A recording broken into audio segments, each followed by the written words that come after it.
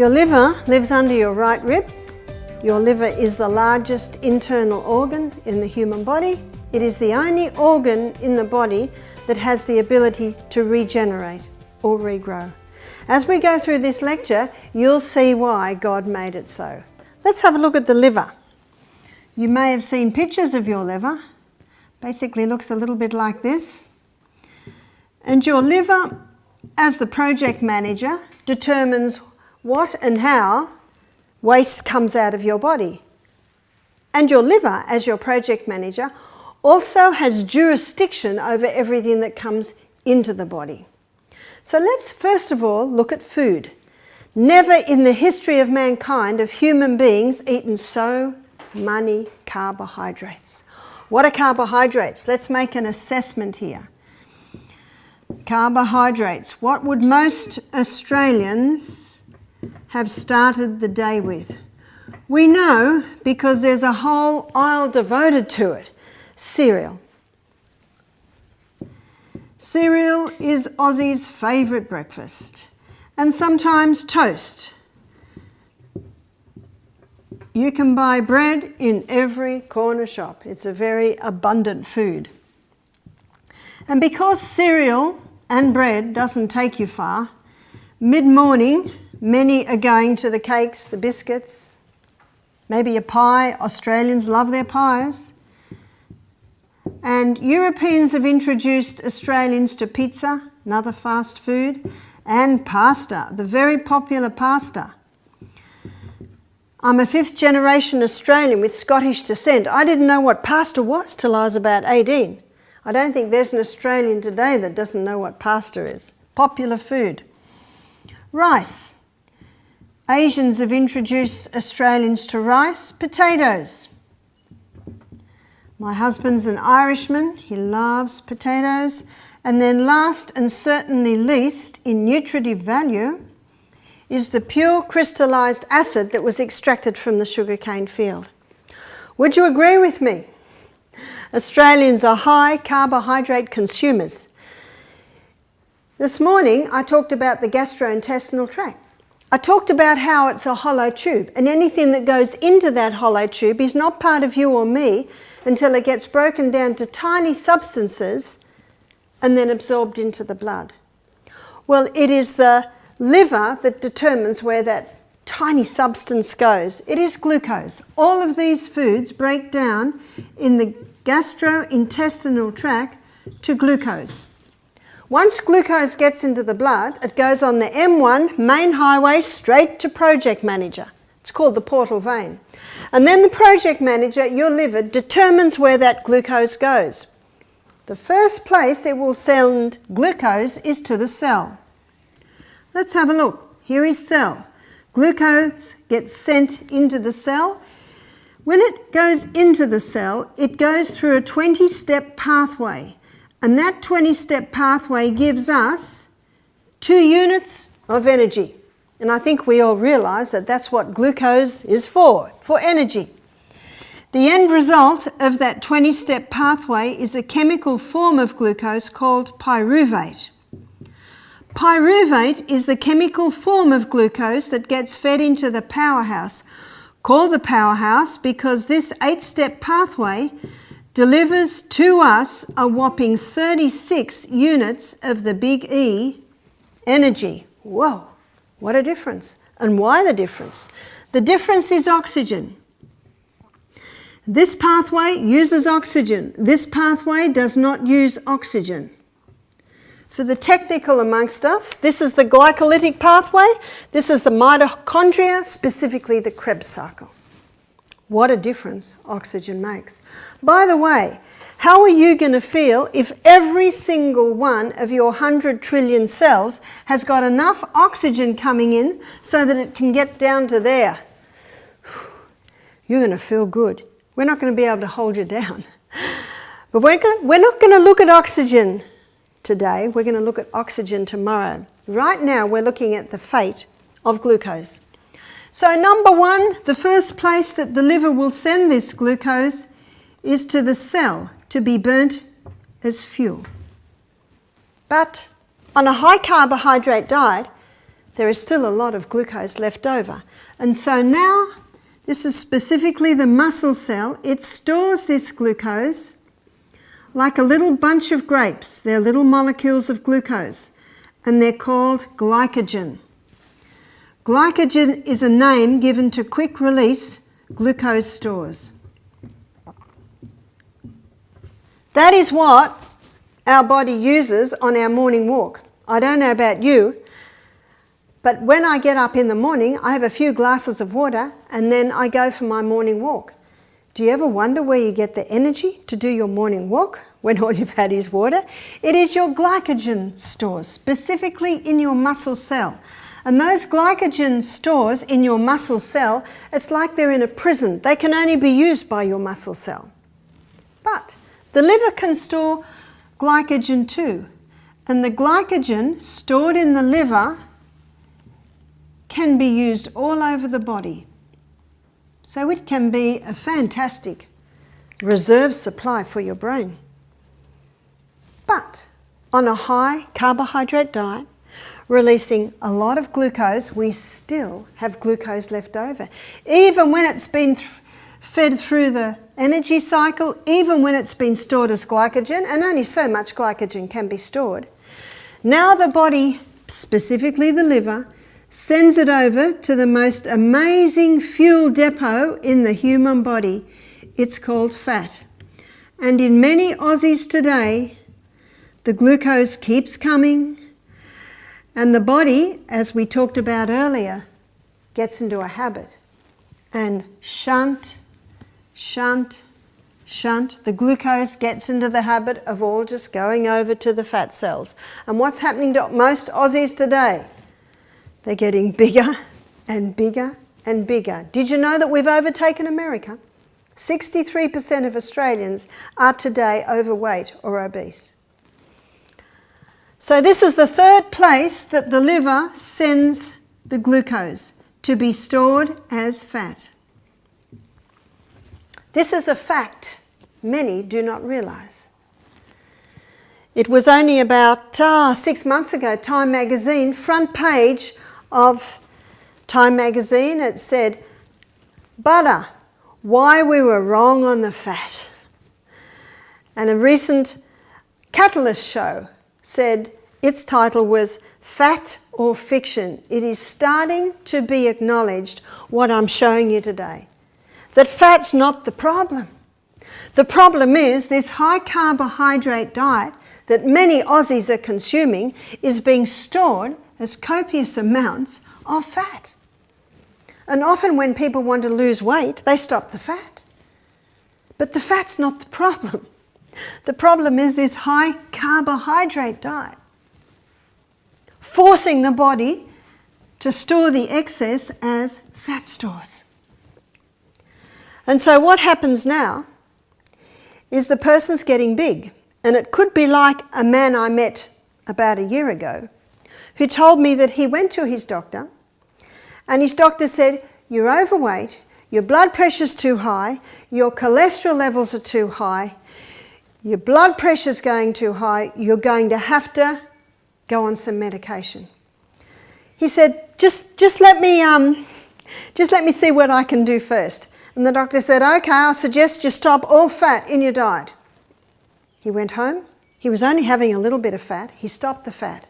And when the fat stops, the person gets hungry.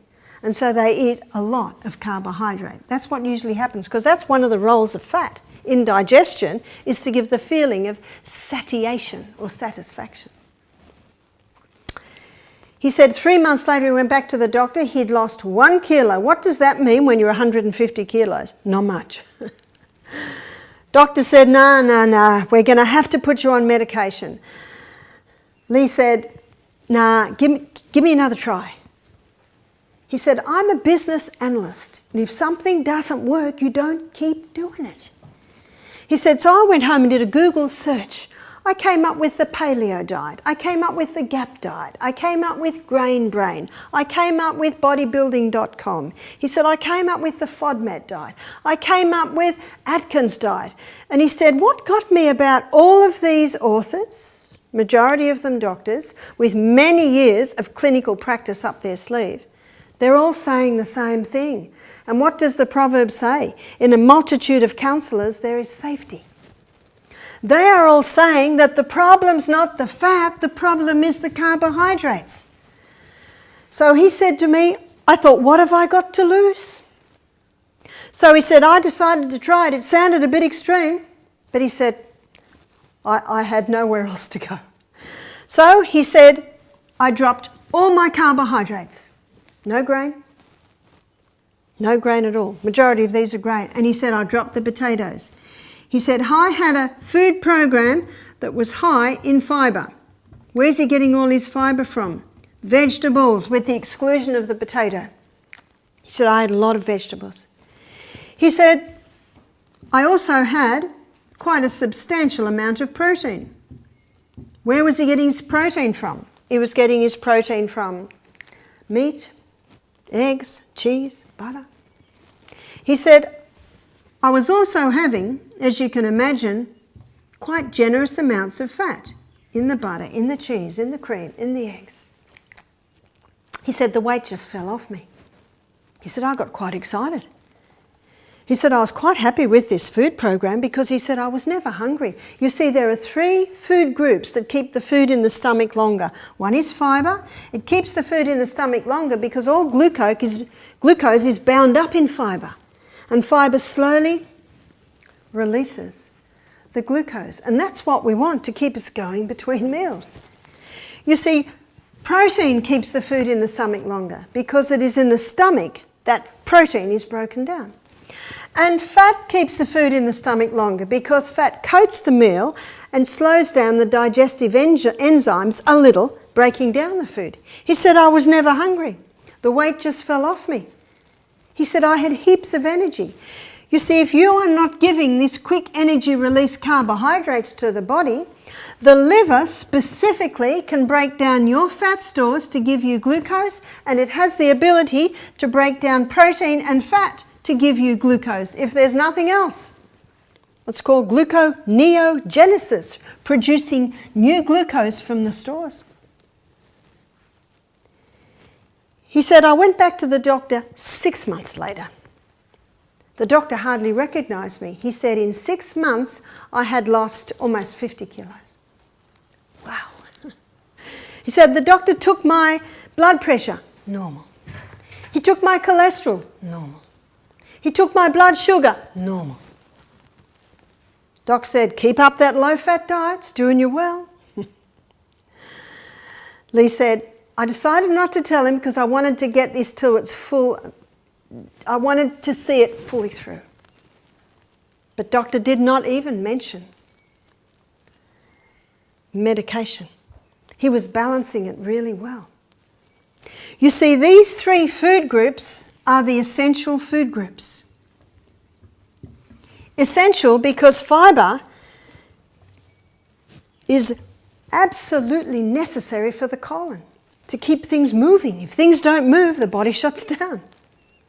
It also helps to it does house cleaning in the colon by sweeping out all the grooves. And it is the fibre content or the fibre part of most of your grains where you'll find your B vitamins, essential vitamins. Protein is essential. You see, 50% of the membrane around every cell in the body is protein.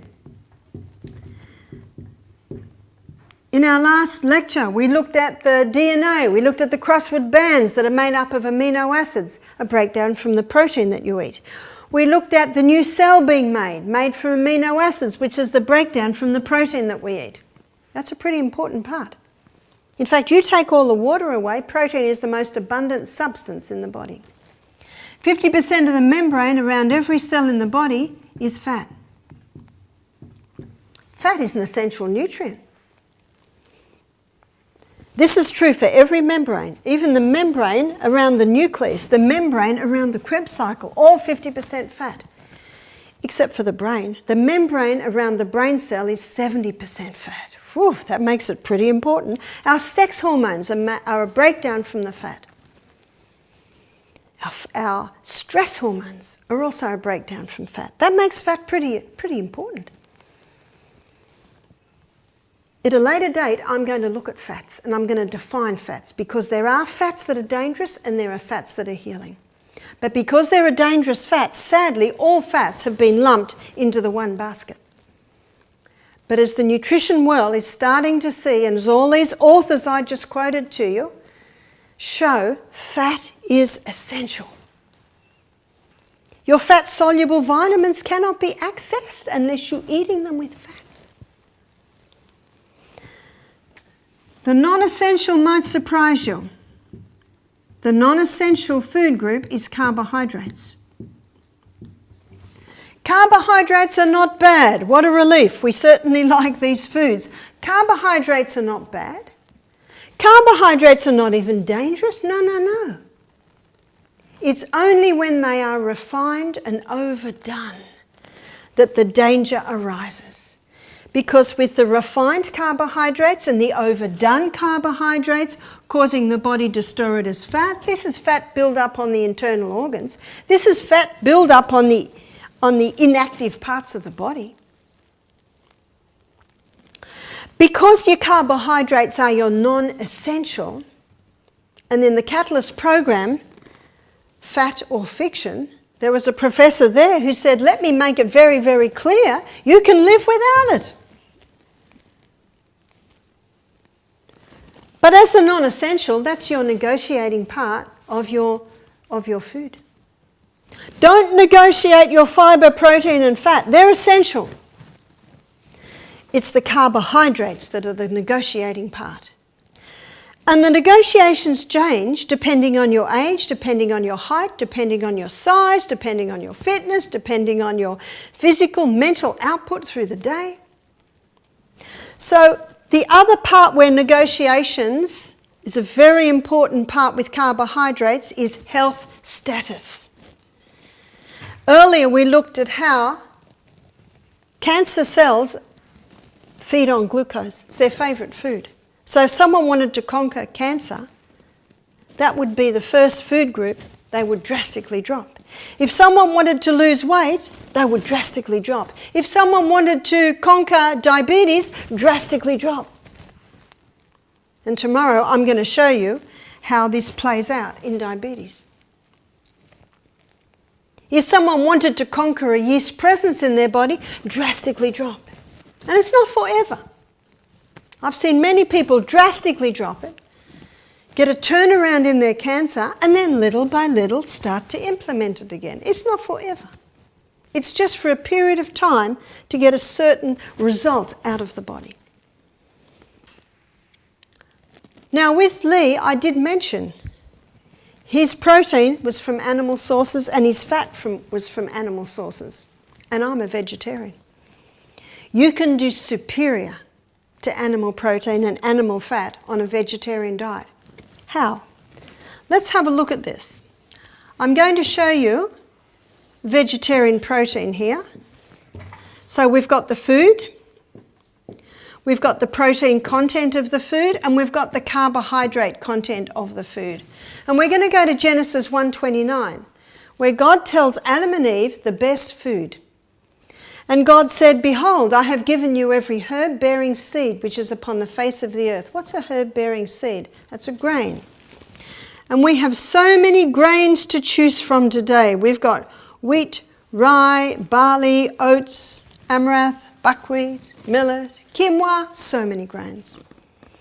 Grains are high in protein and they are quite high in carbohydrate. Let's go to our carbohydrate list and see how many are from the grain department. So we've got grain, grain, grain, grain, grain, grain, grain. So the majority on our carbohydrate list are from the grain department. No wonder they're high carbs. Another herb-bearing seed is the legume. What's a legume? That's your lentil, chickpeas, lima beans, black-eyed beans, cannellini beans, kidney beans, soy, split peas, so many legumes. Legumes are high in carbohydrate and medium to low in carbohydrate. You will find most low-carb advocates put the legume and the grain together, but they are not. The fact is, legumes are approximately a third the carbohydrate content that you will find in your grains. Another herb-bearing seed is the seed. So that's your pumpkin seed, sesame seed, sunflower seed, chia seed, flaxseed or linseed. Seeds are high in protein and they are quite low in carbohydrate. And God said, "Behold, I have given you every herb-bearing seed which is upon the face of the earth, and every tree. In the which of the tree is a fruit-bearing seed." What's a fruit-bearing seed? That's your nut. So your nut comes from the fruit of a tree. We live on a wonderful part of the planet. We're the only country in the world that can afford to eat macadamia nuts. Beautiful nut. One lady said, "Aren't they high in fat?" I said, "That's right. Isn't that good? Fat's an essential nutrient." One lady told me she was on a diet and she's allowed 1 macadamia nut a day. I said, "I have 10 a meal." It's not the fat's not the problem. We've got walnuts, pecan nuts, Brazil nuts, hazelnuts, almonds, so many nuts. Nuts are high in protein and quite low in carbohydrate. So my suggestion is, with this information, to ensure that you're getting your 3 essentials and to ensure you don't overdo your non-essential, my suggestion is that you increase the legume, nut, seed part of the meal and decrease the grain part of the meal. That is an easy way to help get the balance on a vegetarian diet. And we have seen many people conquer many diseases by going on the low-carb diet, on a vegetarian diet, by mostly decreasing the grains and increasing the legume, nut and seed part of the meal. That's an easy way to do it. And you can do that very effectively on a vegetarian diet. Most vegetarians don't explore the wonderful legume. Most people say, "Oh, but you have to soak it." I said, "That's right, go home and soak saucepanfuls. In the morning, rinse them, cook them, rinse them again, bag them in little bags in your freezer. Then you've got a whole freezer full. All they're waiting for is a delicious sauce." That's easy. Most people stop the fat because of cholesterol. What I'd like to show you now is the truth about cholesterol. Cholesterol is made by the liver, and 80% of the cholesterol that the liver makes is made from glucose, and 20% of the cholesterol that the liver makes is made from fat. Looking at this equation, if you want to get your cholesterol levels down, what food group would you drop? It's not the fat. And this is one thing that Lee found when he was on his high animal protein and fat diet. His cholesterol levels came down. Dr. Atkins showed in the 80s that dietary cholesterol has little or no effect on blood cholesterol levels. And was it about a year ago, Catalyst did a program on cholesterol?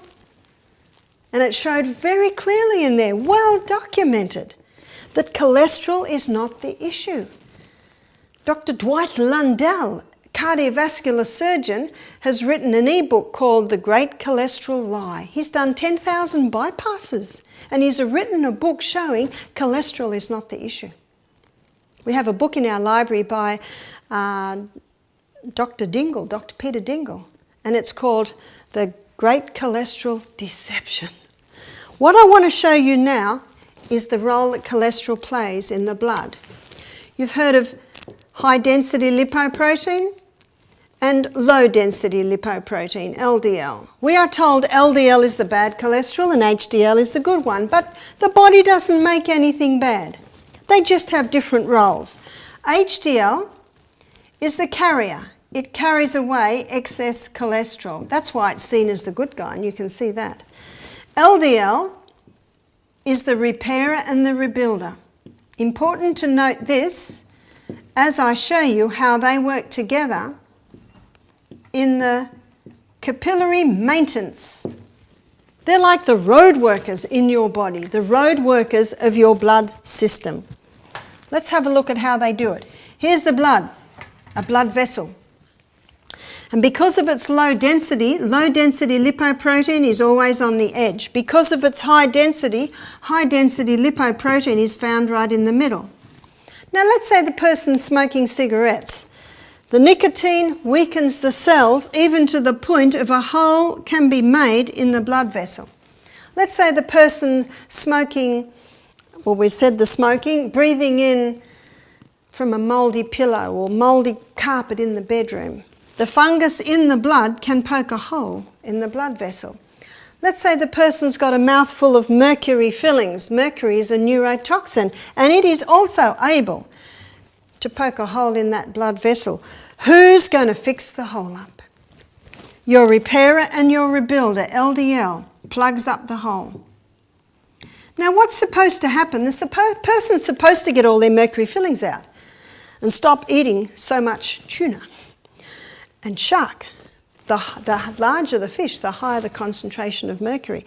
The person's supposed to throw out their mouldy pillows or pull out their mouldy carpet in their bedroom and put tiles down. The person's supposed to stop smoking. And at the same time, they're supposed to be eating nourishing foods. Your vegetables are high in fibre, high in minerals, low in sugars. They're the healers. There's your high fibre. Protein. You need those building blocks to heal. Good fats to nourish that cell wall. So when a person gets rid of what's causing it and has nourishing food, then the body can heal the hole. And HDL comes along and picks up the excess and takes it away. That's how they work together in maintaining your blood network. But sadly today, many people are unaware of the dangers of mercury. Many people don't realise what the cigarette smoke is doing to their arteries. Many people don't realise the dangers of mould. And they're so busy that they just eat fast food that is very low in nourishment. And so what's happening in the blood vessel? It's building up and up and up and up. And the arterial wall, the artery is actually getting narrower and narrower. It's called atherosclerosis. When I used to work in the operating theatre, we did a bypass one day and the surgeon cut out the piece of artery that was all clogged. And then he got some tweezers and he started to pull what was clogging, and it was like, I never forget it, it was like gristle, like cream gristle.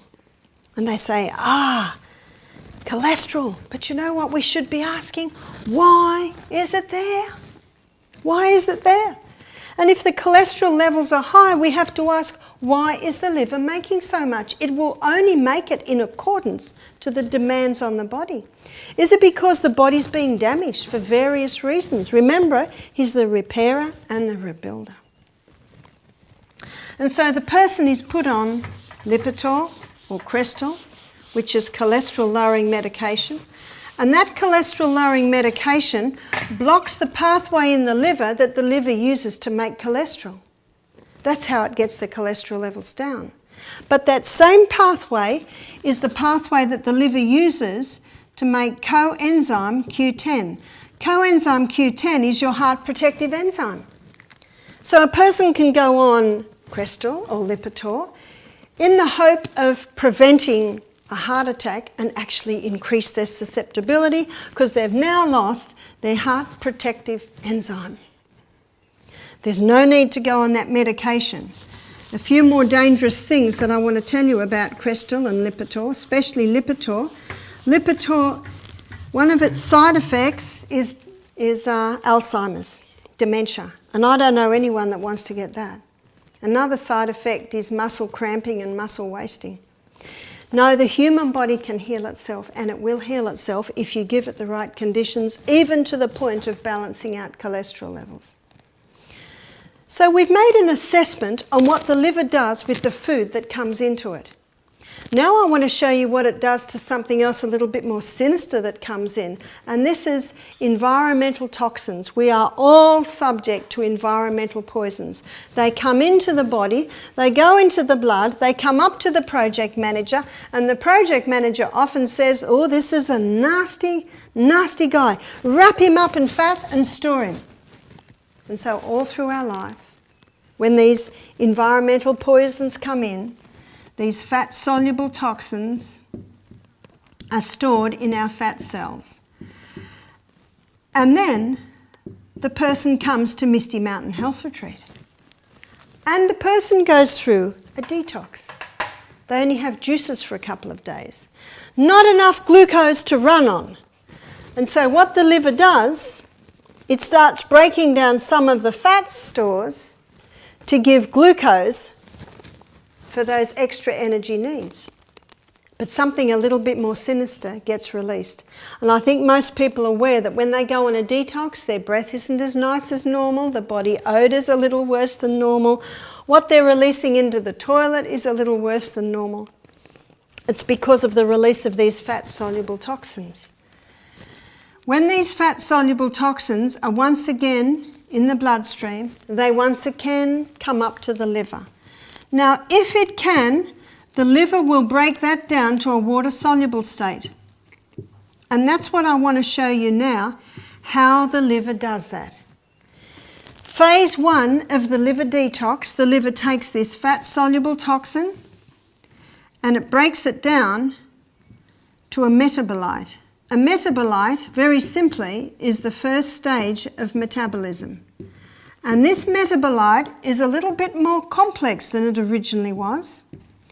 This metabolite creates a lot of free radicals, which are damaging to the tissues. This metabolite is highly volatile, causing damage where it goes. This metabolite is sometimes 100 times more toxic than it originally was. So you might claim, well, what's the liver doing? It's just created something that's far more toxic than it originally was. It's a process. It's like when I clean the kitchen cupboards out, my kitchen looks 100 times messier than when I started. It's just a process. And your liver has certain needs at this stage. Your liver needs antioxidants because antioxidants have a nickname. They're called free radical scavengers. Your most potent antioxidants are beta-carotene.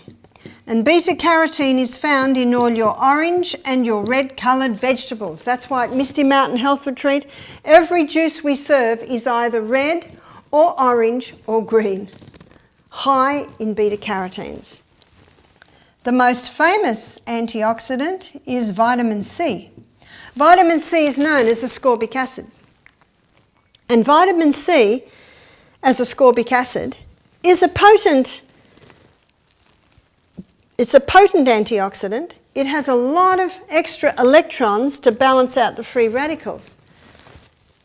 But ascorbic acid by itself, once it has balanced out all the free radicals, it itself can become a free radical. But in nature, ascorbic acid is found with bioflavonoids. And research now shows that the bioflavonoids are continually feeding extra electrons to the ascorbic acid to protect it from becoming a free radical. Bottom line is, when you buy vitamin C, make sure your ascorbic acid has bioflavonoids with it. I'm going to write these two sideways because they are not antioxidants, but they are required in phase 1 of the liver detox, minerals and vitamin B. Before we move on, there is one more antioxidants, it's vitamin E. Vitamin E is a fat-soluble vitamin, and at Misty Mountain Health Retreat, on the juicing days, we serve protein drinks to our guests, and that is where they'll find their vitamin E. Within 36 hours of starting a detox program, phase 2 kicks in. So phase 2 takes this highly toxic, highly volatile metabolite and joins it together with amino acids. The union of this highly toxic metabolite and the amino acids creates the water-soluble state. As a water-soluble state, it can be easily released out of the body, and its symbol is a wave in a box. Phase 3 happens in conjunction with phase 2. So phase 3, the liver takes this water-soluble state and it releases out via your urine, via your sweat glands, and via your colon. They're probably the 3 main areas that this water-soluble state can be released out of the body. This information has only been known since 2002. Any book written before 2002 will not have this information in it. I do not think at the time of his death that Dr. Atkins realised the full effect of his diet. I mean, his book was #1 on the New York Times best-selling list 4 years running. Why? Because people were getting results. But I talked to a Dr. Benjamin in New York, who was Dr. Atkins' patient. He said, I believe if Atkins had read the China study, Atkins would have become a vegetarian, because Colin Campbell shows in the China study the dangers of this high meat, high animal protein, high animal fat diet. And as I showed you previously, you can do it very effectively on a vegetarian diet. So the needs for phase 2 is protein to provide the amino acids. The needs for phase 3 are basically your fats. And in the protein drink that we serve our guests, we put coconut cream in it, so they're getting a very nice fat there, as I'll show you when we get to the fat lecture. What happens if a person goes on a fast and does not supply the amino acids necessary for the second stage of this detox, which begins within 36 hours? Well, if within 48 hours no protein, no amino acids are supplied, the liver can suffer 25% liver function loss. That's your project manager. You don't want your project manager to go down. Cancer cannot get a hold on the body if the liver is working in optimum conditions. We need more protein today than any generation that has ever lived on the planet. And Dr. Colin Campbell shows very clearly in his book, The China Study, there is no danger with the vegetable protein. It's only with the animal protein. Vegetable protein is very clean burning fuel, very easily used by the body. In Florence Nightingale's book, she noted that if she had a very sick patient, someone who was almost on death's door, they responded to 2 things, beef tea and raw milk. Now, what do beef tea and raw milk both contain? Protein. Now, we are not going to give our guests at Misty Mountain beef tea or raw milk. We'll give them protein drinks. The protein drinks that we supply are made out of a pea protein. I gave this lecture in America one year, and the man said to me, this is very interesting, but he said, this is not for your lay people, this is for your academics. I said, lay people have livers too, you know. This is very important information for anyone living on planet Earth in 15. We're nearly in 15. Isn't it wonderful that if we give our body the right conditions, the liver has the ability to effectively detoxify us from environmental poisons, because we all come in contact with them. You can almost not get away from them today. The liver is a remarkable organ, as you can see, with an amazing ability to revive and to heal if given the right conditions. So you can see from looking at this, it is important that the liver have lots of vegetables, especially your red and your green coloured vegetables. And it is also important that the liver have protein in the amino acids and also healthy fats. I'd like to show you now some of the things that the liver needs to revive, other than what I've shown you. there are some bitter herbs. One's called gentian. It's incredibly bitter, but you might have heard the old saying, bitter to the mouth, sweet to the stomach, sweet to the mouth, bitter to the stomach. Gentian's very bitter to the mouth, but it's very sweet on the stomach, and it's also an excellent herb for the liver. Dandelion. Dandelion is another bitter herb that can revive the liver, and St. Mary's thistle. Little by little, like the dripping tap on a stone, the livers heal and revive. And remember Psalm 104 verse 14, where the Bible says in the psalm, God gave herbs for the service of man. So they're there to serve you. They come in and they are able to revive and stimulate this liver. Because remember, it can revive and it can heal. Also very important for the liver to have sunshine. Every day, the sun should get on the abdominal areas. So specifically, if a person has any liver problems. One lady said to me, what about if your gallbladder's gone? Hopefully your gallbladder is not gone. But if your gallbladder is gone, all is not lost, because the gallbladder, which basically sits under the liver, a bit like this, into the bile duct, it is a reservoir for bile. It's connected basically like that. It's a reservoir for bile. It is the liver that makes the bile, and if the gallbladder is taken away, then the liver, of course, still makes bile, and the bile goes straight from the liver down to the bile duct. And the bile is probably one of the main enzymes that help in the breakdown of fats in the body. Some people think it's fat that causes gallstones. Gallstones are like little stones that seem to accumulate in the gallbladder, and if ever they start to pass, that's incredibly painful. Some think that gallstones are because a person's on a high-fat diet, but it is not so. You see, if a person goes on a no-fat diet, the bile can literally stagnate in the gallbladder.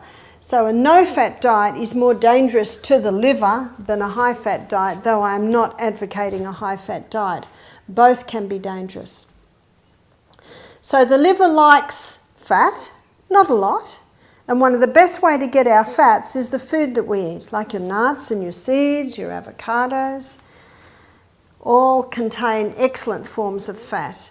And the only two fats that I advocate that a person be eating freely, and even then in very small amounts, is your olive oil and your coconut oil.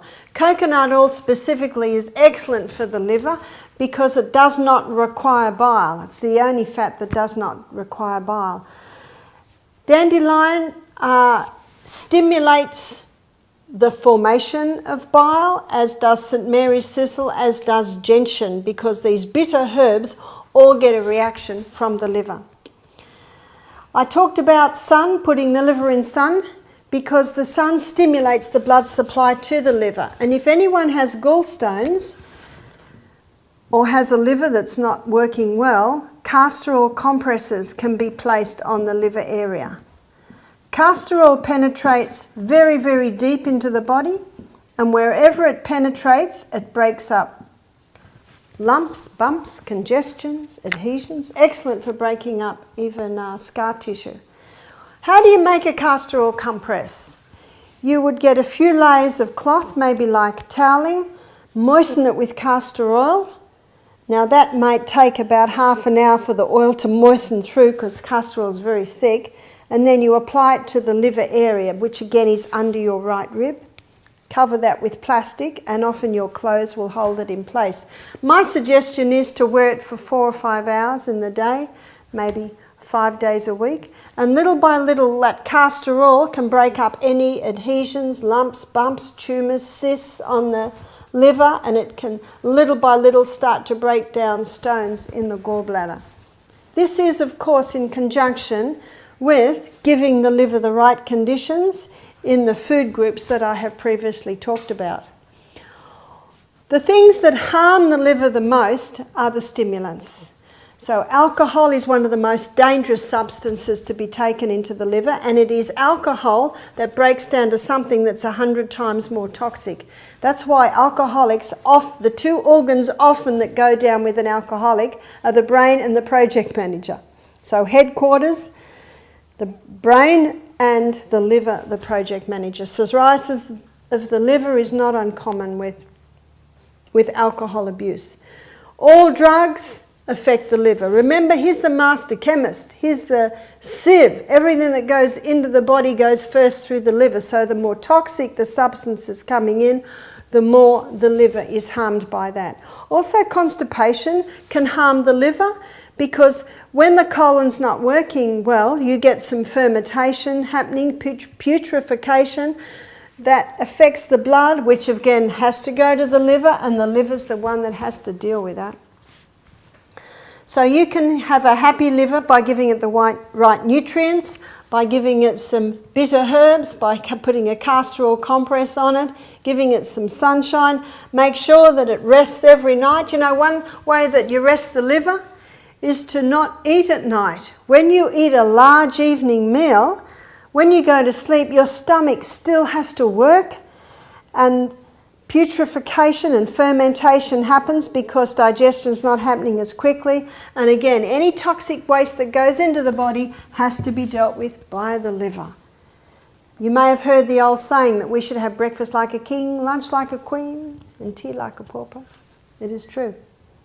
Exercise, very important for the liver, because when you exercise, you increase the blood supply to the liver. When you exercise, your torso moves the liver, and as the liver's moved, it's strengthened and toned to perform its work.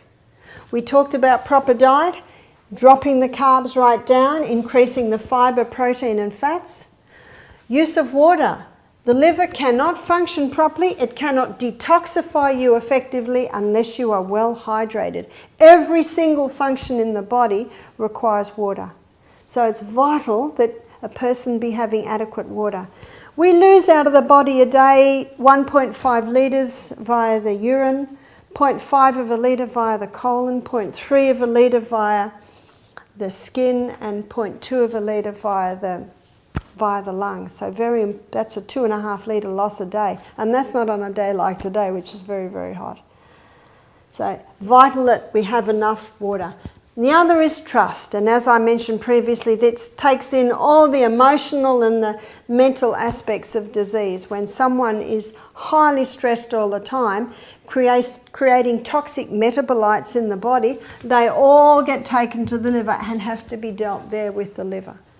So be kind to your liver. Your liver has been designed to take you a long way through your life, and you will enjoy life much better if you've got a happy liver because you're giving it the right conditions.